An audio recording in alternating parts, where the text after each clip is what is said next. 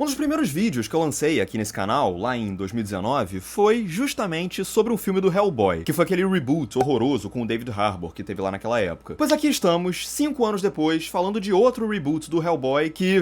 Meu Deus do céu, deve ser tão bom quanto aquele outro filme lá. Eu nunca li os quadrinhos do Hellboy e, francamente, eu não acho que isso seja um demérito meu. Isso não me desqualifica pra poder falar sobre um filme, porque, afinal de contas, eu tô falando sobre um filme. A única coisa que eu realmente consumi de Hellboy foram os 2 filmes do Guillermo del Toro com o Ron Perlman, que eu acho que são 2 filmes bem divertidos e visualmente fascinantes, como é de praxe no cinema do Guillermo del Toro. Mas eu já ouvi muita reclamação de fãs do Hellboy de que aqueles 2 filmes do Guillermo del Toro, eles não têm nada a ver com os quadrinhos originais do Mike Mignola. Esse novo filme, o Hellboy e o Homem Torto, aparentemente ele se aproxima um pouquinho mais da origem dos quadrinhos do personagem. Tanto é que o próprio Mike Mignola é co-roteirista e produtor executivo dessa adaptação aqui. Mas aí vem aquela velha questão.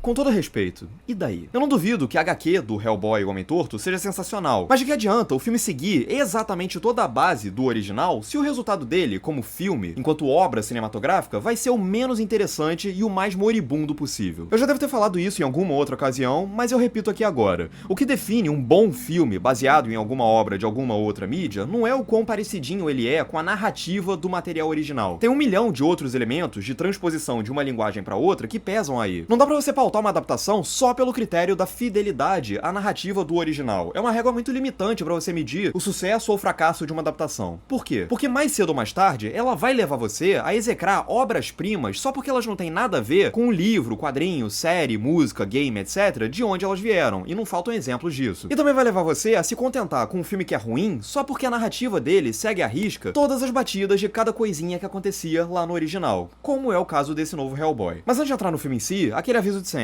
Aproveita que você já tá por aqui e deixa o like se você estiver gostando do vídeo aqui embaixo, ou dislike se você não estiver gostando. Se inscreve no canal e ativa o sininho pra não perder a notificação dos próximos vídeos. A coisa que mais me entristece aqui nem é o filme ser ruim, e sim, eu achei o filme bem ruim. A coisa mais chata mesmo é que tem várias ideias no conceito do filme que são ideias bem interessantes e que poderiam chegar num resultado bacana. A primeira delas é como o filme se define com relação a gênero. Se os filmes do Del Toro eram filmes de aventura e porradaria bem humorados, e a versão de 2019 levou a franquia pra um caminho que explorava mais a violência e o gore, esse reboot aqui de 2024 é um terror claramente de baixo orçamento que tenta mergulhar no máximo que pode nas raízes do folk horror. Ele tenta mesclar a ambientação dele, né, com aquela coisa meio temerária, perdidos no meio de uma floresta, com alguns toques de fantasia mais explícitos. Ok, até aí tudo bem. A gente tá tão acostumado a ver essas adaptações de quadrinhos serem megalomaníacas, em proporções cataclísmicas, que é bom a gente dar uma variada e ver alguma coisa em menor escala. São ingredientes promissores que podiam chegar num resultado hipnotizante nas mãos de um diretor que manejasse eles com um pouquinho mais de imaginação. Nas mãos do Brian Taylor, sozinho, sem a parceria com o Mark Neveldine, que fazia uma dupla com o Brian Taylor na direção até pouco tempo, o resultado é um filme que não se garante em praticamente nada do que ele propõe. É um filme tão desconjuntado que parece que todas as etapas da produção foram resolvidas de sopetão, em modo aleatório. Ele começa sugerindo uma atmosfera de terror B, mas pouco tempo depois ele parece perder o interesse no mistério e no horror para se dedicar mais a beats de ação que não poderiam ser mais genéricos. Ele lida com elementos fabulescos, mas ele nunca consegue integrar eles à ambientação toda de uma maneira consistente ou inventiva. Ele pretende buscar um tom mais sério, mais hostil, mais ameaçador para aquela história, mas ele também enfia à força um humor meio galhofa que sugere uma vibe geral meio autodepreciativa. E em todas as coisas que o filme tenta fazer ou alcançar, ele resolve ir sempre pelos caminhos mais burocráticos. Como se ele estivesse só riscando uma lista de afazeres sem muito ânimo nem muita vontade. É preciso gerar medo no espectador? Então a trilha sonora vai ficar do primeiro ao último instante gritando no ouvido do espectador. Não tem um momento de silêncio pra poder gerar uma tensão a partir desse silêncio. Não. Ela praticamente espanca os instrumentos que compõem aquela trilha e praticamente implora pro espectador, por favor, fica tenso com o que você tá vendo, se convence de que essa trilha aqui que você tá ouvindo é sinistríssima, por favor. Da mesma forma, a fotografia desse filme...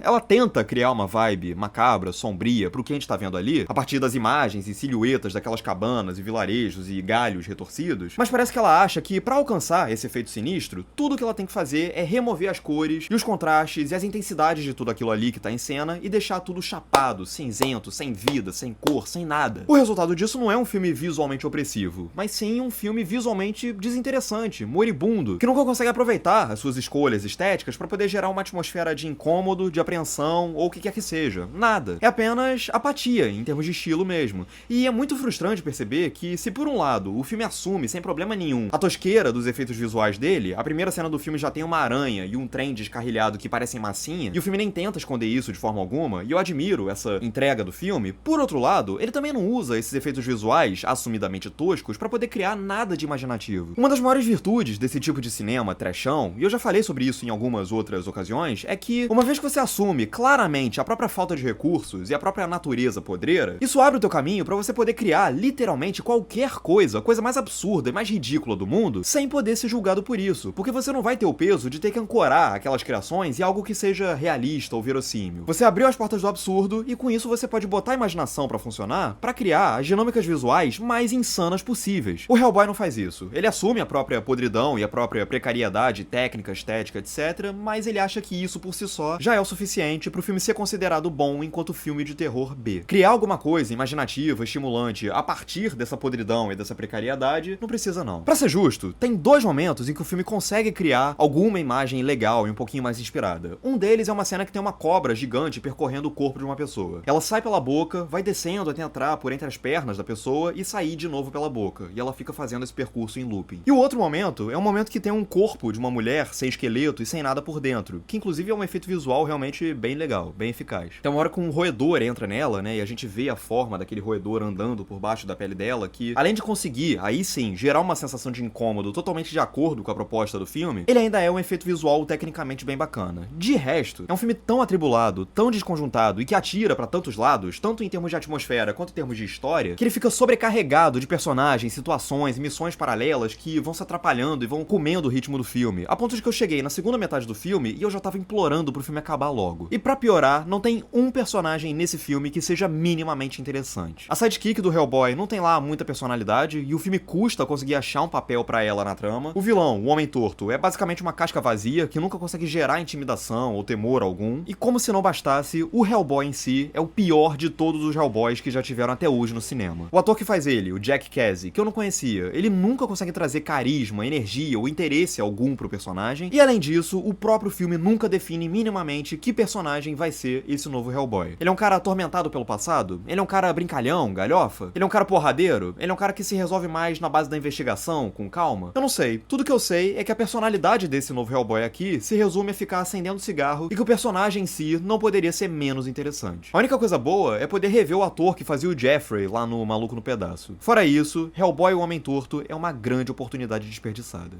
É isso. Agora eu quero saber de você, o que você achou de Hellboy e o Homem Torto. Diz aqui embaixo nos comentários, curte o vídeo se você gostou, compartilha pros seus amigos, se inscreve no canal, ativa o sininho pra não perder a notificação dos próximos vídeos. E é isso. Um grande abraço e até a próxima.